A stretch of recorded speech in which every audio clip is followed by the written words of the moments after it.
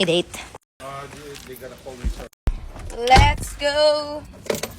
Nagtali lang ako ng hair kasi tignan nyo, hindi ko pa naliguan yung hair ko pero di tayo naglagay ng eyeshadow, highlighter, and blush on. Tsaka lipstick. Let's go! Ganda-ganda ko. Kahit simple lang yung ayos natin. Ay! Ganda ng lighting dito kasi traffic. Traffic dyan kasi gasoline station. Ang daming sasakyan. Kasi yan yung Petro, no? Siksikan sila dyan. Yeah.